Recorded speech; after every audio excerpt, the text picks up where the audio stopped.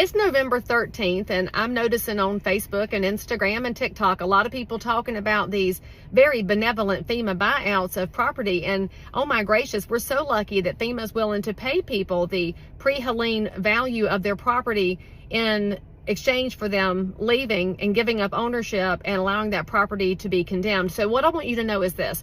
Number one, the pre-Helene values, you should be asking where that's coming from, because if it's coming from a local realtor or a certified residential appraiser, it might be accurate.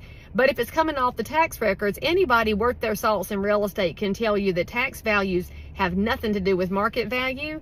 And when I'm looking at these tax records with people, which I've done for the last several days, these are years old in some instances. So there's no correlation between that tax value and market value.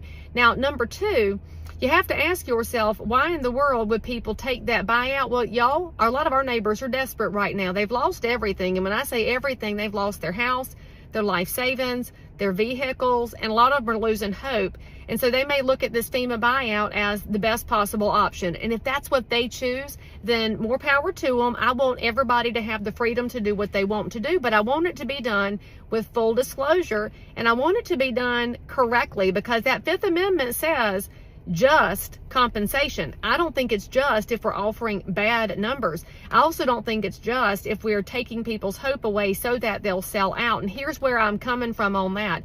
I've been meeting with people over the last several days, helping them apply for some grants and get some help. And what we're finding is that a lot of these folks were turned down for the $750 emergency money because they didn't have the right receipts. And a lot of them were turned down for the repair money because it's in the system, or it hasn't been processed, or it got rejected and then they have to appeal it. Some of them got personal property money, $3,600 here, $4,000 there. That's not enough to rebuild your life.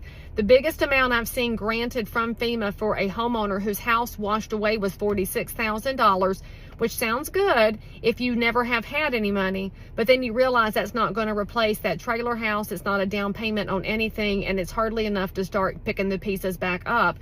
So to that person, it might be better to them to take the FEMA buyout, but I just want there to be full disclosure, y'all. This has to be informed consent before anybody says yes. And so if you have friends or family that are considering the buyouts, tell them to get the full story before they say yes. Because I also got to tell you here, I just don't see how FEMA has this jurisdiction. And I would like to say that our local and state officials need to buck up and protect the citizens of North Carolina and tell FEMA, you don't get to tell North Carolinians what they can and can't do. You can provide options, and we're delighted for you to provide options, but it better be informed.